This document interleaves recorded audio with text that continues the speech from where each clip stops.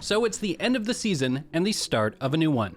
We all know what that means. It's time for Riot's yearly rework of the jungle.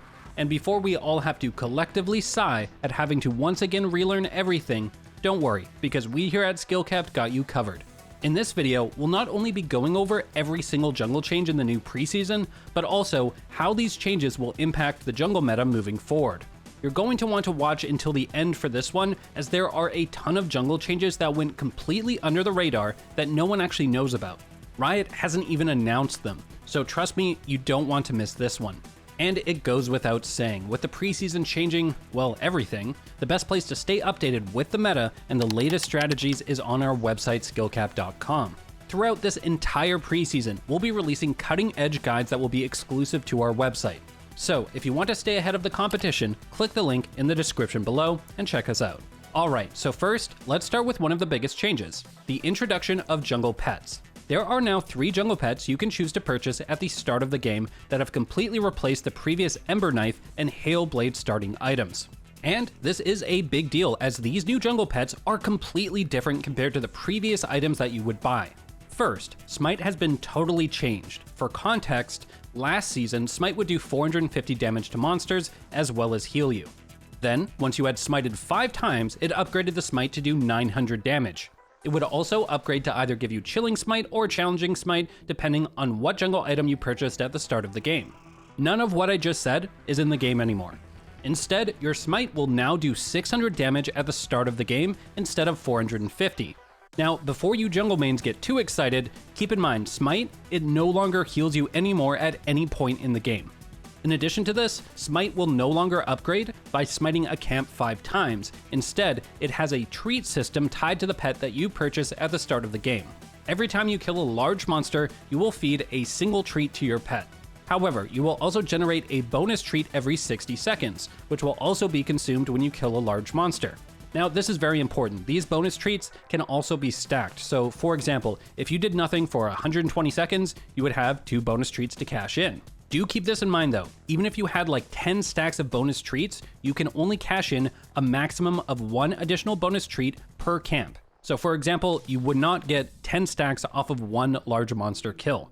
The reason why all of this is so important is that when your pet has consumed 20 treats, that is now when you upgrade your Smite. This is the first upgrade and will increase the Smite damage from 600 to 900 damage. This is the same as the previous patch. It also allows your Smite to be cast on enemy champions to deal true damage and slow them. Essentially, everyone, regardless of the pet that you choose, will get the old Chilling Smite once your pet has consumed 20 treats.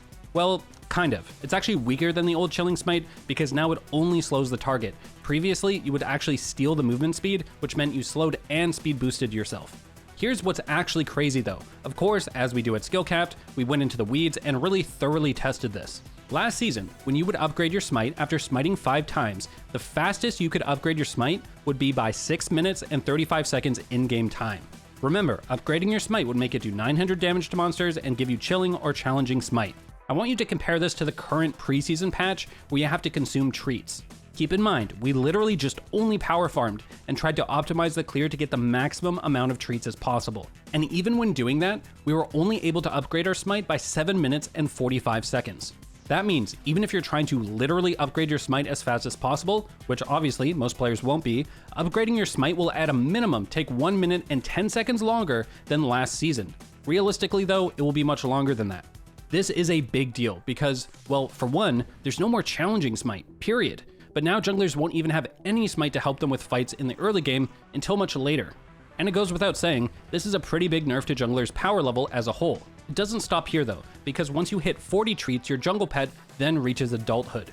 When this happens, your Smite will increase from 900 damage to monsters to 1200. This is massive, as now junglers will find it much easier to secure objectives such as Baron and Dragon.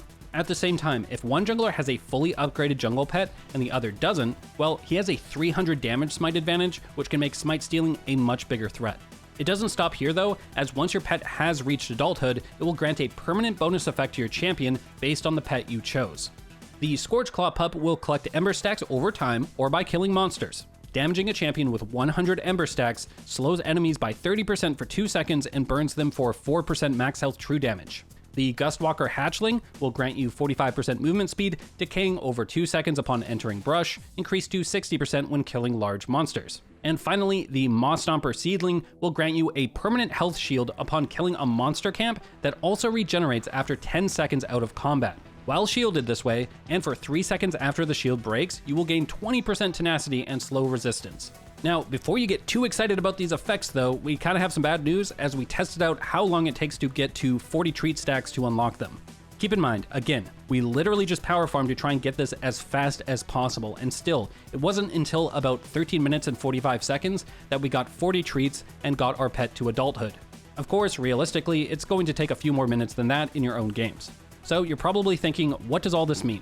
Well, you can expect junglers to be much weaker in the early game when it comes to dueling and ganking power. Compared to last season, they don't upgrade their first Smite until much later.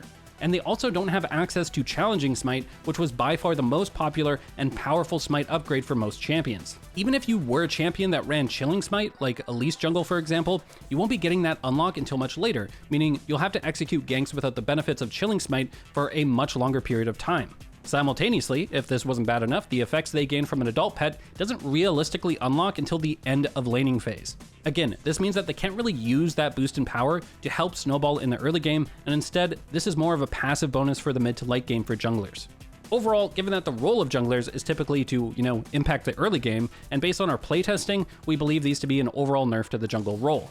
Believe it or not, a much bigger change though, is that the healing you would get from your jungle item, well, it no longer exists. For those of you who aren't aware, last season, your jungle item would actually grant you 7% Omnivamp against jungle monsters. This would help keep you healthy as you clear the jungle. This is now completely removed, meaning the new jungle pets don't give you any form of healing. Well, this is what Riot wants you to think. They actually hit it so well we almost missed it, but this is why we're really a team here at SkillCapped so that we can make sure you get all of the info. There's some wacky parts to healing. Even though it's not listed anywhere, the jungle pet will heal you based on the damage it deals. This is overall a sustained buff for champions that don't benefit that much from Omnivamp, but a massive nerf for those that would normally be able to heal off of the AoE camps like Raptors.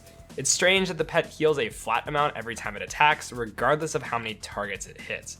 So you can't just benefit off of AoE Omnivamp like you used to, and the overall healing is rather small. In an even weirder turn of events, the healing doesn't scale with level at all. As you can see that at level 1 and 18, you heal the exact same amount. However, once you start buying stats, the number skyrockets. So it appears that base stats do not affect the healing, however bonus stats do. And for some reason, this only applies to health, ability power, and attack damage, not armor or anything else for whatever reason. Stuff like this really makes you wonder, but anyways, back to Hexadecimal's commentary. So you're probably thinking, junglers will now take a ton of damage from jungle camps with no way to sustain up. But Riot has now addressed this by, wait for it, making every large monster heal you after killing it. Basically, remember how before only the Gromp would give you this giant heal based on your missing health after killing it? Well, you now get a reduced version of that, but for every large monster you kill. Again, keep in mind, this will increase its healing based on your missing health. So you will be rewarded with gaining more health over time if you stay low on health in the jungle during your clears, as counterintuitive as that sounds. But if you thought the healing changes were crazy, then what they did to the jungle mana regeneration will actually blow your mind. Prior to the preseason, you had two main ways of gaining mana as a jungler. Well, besides having a blue buff. You could kill your Gromp, and your jungle item would regen missing mana per second when you're in the jungle or river. Well, now every large monster you kill will give you mana back, not just the Gromp like before. At the same time, they seem to have secretly buffed how much mana you passively regen when in the jungle or river. When we were playtesting this on the PBE, we found it nearly impossible to actually run out of mana as a jungler, as you would just get an insane amount of regeneration the lower in mana you were. And the changes that jungle pets have caused don't stop here, not even close, as they've both removed and added several other effects. For one, every jungle pet will now immediately grant you the effect of taking 30% reduced damage from epic monsters while 2 or more ally champions are nearby. So, epic monsters are monsters like Dragon, Rift Herald, and Baron. This 30% reduced damage is actually quite significant. You can see here, I'm taking 51 damage from the Dragon, but with 2 allies nearby, it drops all the way down to 34. Basically, if you're taking an objective with your team, you'll be rewarded by not taking as much damage when you're the one tanking it. This will help reduce scenarios where you try to start Baron or Dragon, only to end up being the one guy on the team really low in health, and not being able to contribute to the ensuing teamfight. And I'm sure a lot of you guys are kind of nodding your head thinking that this is a cool change. Well, this is going to blow your mind what's coming up next. You see, last season's jungle items, they would have a unique passive on it called Sear. This would apply a damage burn over 5 seconds on any jungle monster you damaged. This passive is now completely removed. Yes, you heard me right. In its place, your jungle pet will simply deal damage to the entire camp on its own. This is a massive deal. This cannot be overstated enough. Last season, let's say you were playing Warwick and clearing your raptor camp. The optimal way to clear would be to apply one auto attack to each small raptor. This way, you would apply the Sear passive to each of them and increase the overall damage you did to the camp. Well, now you can just walk up and focus the big raptor, and your jungle pet will attack the small raptors for you and take care of the rest. They've basically removed the clear optimization you would have to do as a jungler involving the Sear passive. With that being said, there will, of course, still be optimization to be had. For example, here you can see I focus the big raptor down instead of spreading damage like I would last season. However, pay attention here. Once only the small raptors are left, notice how I leave one of the small raptors low on health. I know I don't need to auto attack it anymore to kill it since my pet will finish them off. You can see the same idea once the entire camp gets low enough. You no longer need to waste time damaging them since your jungle pet will just kill them for you. Long story short, optimizing the Sear passive may be gone, but there's still optimizations you can do with the new jungle pets. And boy, does it seem like Riot really loves their secrets, as here's another massive change that they didn't even tell anyone about. They've massively buffed the Krug camp. You see, last season, upon killing the large Krug, it would separate into 2 medium Krugs. Those 2 medium Krugs would then separate into 2 small Krugs each. Now, in the preseason, upon killing the large Krug, it just immediately separates into 4 small Krugs. There are no medium Krug spawns. Now, you're probably thinking, well, it must be worth significantly less experience and gold then, since it's kind of losing a part of the camp. But not really. The new Krug camp only gives 17 less experience and 30 less gold. That's practically nothing, given how much faster you can clear it now. And again, fret not, I know a lot of you guys are worried about how this would change your level up timings. Well, we tested it, and it doesn't. With the new Krugs, you still hit level 3 off of red, Krugs, and Raptors, and you still hit level 4 if you full clear your entire jungle. But again, sadly, or happily if you're not a jungle main, a trend you're probably noticing is for every buff, there is a nerf that follows. At the very beginning of the game, you'll now notice that your jungle item is a little bit pricier than you're used to, 100 gold more expensive to be exact. Yes, pet ownership is really expensive, who knew? The most standard start last season was universally jungle item plus refillable potion. There were some rare exceptions like Fiddlesticks and Warwick and other champions with extremely healthy clears that would sometimes opt for a control ward plus 1 potion instead. Now, it's impossible to have these starting items. You're actually forced into jungle item and only 1 health potion. And obviously, as we mentioned earlier, the whole healing in the jungle has changed drastically like we mentioned, but one trick not a lot of players realize is tied to the value of having a health potion during an actual fight. One thing you need to keep in mind though, is that most champions are able to clear on decent health now. You'll be able to use both the red buff and camp healing to maintain your health levels. But here's the trick, both your red buff and your camps heal for your missing health. So you will want to remain relatively low during your clear to get the most out of it. Basically, you won't really be able to just sit on full health anymore. Expect to be around 60% health the whole time on most champions. You don't want to fall for the beginner trap of consuming your only health potion early on in your clear. The health you will gain from that health potion is actually health you're losing from the camps and red buff healing. It will be a complete waste. You'll instead want to save your 1 potion to pop during an important skirmish, as that healing will often be the difference of who wins or loses that fight. And obviously, it goes without saying, if you do predict you'll be invaded, or you're the one invading, definitely just use your health potion at that point. Otherwise, try not to use it, as mathematically it will be a waste. Okay, so at this point in the video, you're probably thinking, oh my god, this is insane, what is Riot doing? The jungle is ruined. Well, don't worry, as we haven't even got to the good stuff. You see, last season, some champions used to be able to clear extremely healthily by utilizing advanced kiting, such as a ranged jungler like Kindred. You won't really be able to do that anymore. The overall camp leash ranges have been drastically reduced, so champions that used to be able to kite like this and only take a few hits just simply won't be able to do that anymore. In the preseason, you can see that the actual leash range is now visually defined by a tinted white outline around the camp, and this is much smaller than what it used to be. For context, this is the range in Season 12, and you can really just see how massive of a difference it is. Every single jungle camp has had this drastic reduction in its leash range, and it makes the more standard strategies of taking 2 camps at once completely impossible. And while that does sound like a nerf for junglers with strong AoE, I'm looking at you, Hecarim, Amumu, and Fiddlesticks, and it does mean these types of junglers' clear speed is worse than before. However, Riot has really brought everyone closer to the baseline level of what they think a jungler should be, and made it easier to clear as a whole. For example, in Season 12, Camille Jungle would just die on Raptors since she lacked significant enough AoE damage, and it made her completely unviable since you were so limited in the camps you could actually do. Now, she's actually a pretty decent jungler. You can see you can actually finish a full clear by 3 minutes and 38 seconds with just a little bit of optimization. And I already know some of you are thinking, wait a minute, that's really not that fast, and you would be correct. Well, you'd be correct last season. And the main reason for that is we used 3 minutes and 15 seconds as the benchmark for having a fast clear, as that's when the scuttle crabs would spawn. For example, champions like Karthus, who had incredible clear speeds, were super powerful since they were able to full clear, get level 4, and hit that 3 minute and 15 second scuttle spawn a level higher than the enemy jungler. Compare that to the new preseason patch. Even with an unoptimized clear as Kindred, you can clear significantly faster than last season. For example, in this case, finishing at around 326 compared to after 330 like last season. And why is this so important to be under 3 minutes and 30 seconds? Well, Riot changed the Scuttle's spawn timer from 3:15 to 3 minutes and 30 seconds.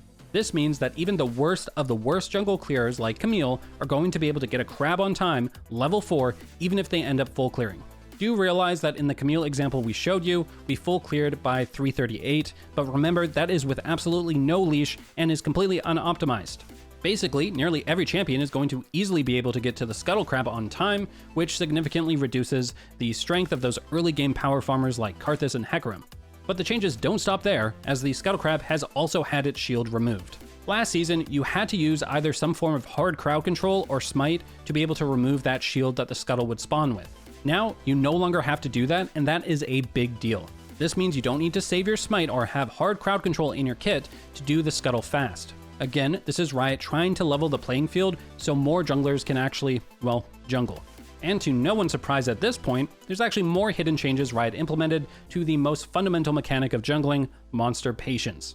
Again, to give you guys some context, last season there was an invisible area around a camp and it acted as the leash range, and there was only one rule surrounding it. If you were inside that leash range, then the monster would not lose patience. But if you were the one outside of it, it would start to lose patience over about 4 seconds. Essentially, it would not matter if the camp itself was outside of its leash range. All that mattered was that your champion was inside it.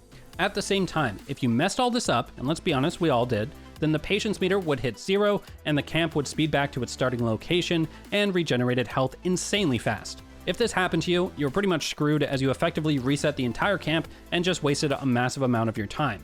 This is not the case anymore. Now, if a camp is outside of the leash radius, it will start to lose patience even if you're inside it. This really hurts the ability to optimize clears and pathing. However, arguably one benefit is what happens now when the patience of a monster hits 0. The meter will blink red momentarily, and if you damage the camp again during this time, the patience meter will actually refill and the camp will stop regenerating health. Basically, accidentally resetting camps is now less punishing than it was before. And I'm sure all of this is starting to sound like it's pretty much pointless to kite camps with the short leash ranges, and that Riot has significantly nerfed optimizing your clears. And although that is true, it's not entirely true. For example, with it taking 4 seconds for a camp to reset outside of its leash range, you can still cut down on your clear times by just timing your kiting so the camp dies right before it resets. And I know for a fact that a lot of you guys have had a scowl on your face the entire time listening to these changes. If that's you, well, you may want to plug your ears for the next ones. Riot has essentially massively nerfed counter jungling with the 2 following changes. The first change is that small monsters, they cannot be left alive after the large monster is killed. Last season, when counter jungling, it would be very common to leave something like a little raptor alive. This would delay the camp's respawn until it was cleared by the enemy jungler, and it would desync your opponent's camps. Now, if you try to do this, the camp will just straight up despawn after a short delay.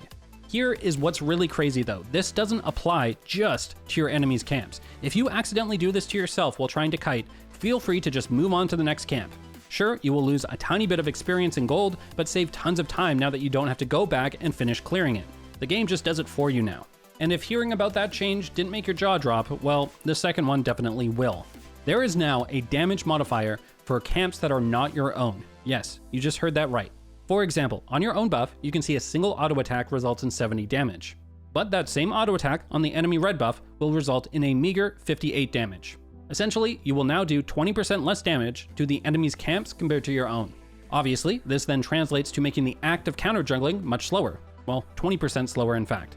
And you can imagine when you combine that with the earlier change where you can no longer leave small monsters alive to punish the enemy jungler even further by preventing that camp from respawning, it does make you wonder if counter jungling is even going to be worth it.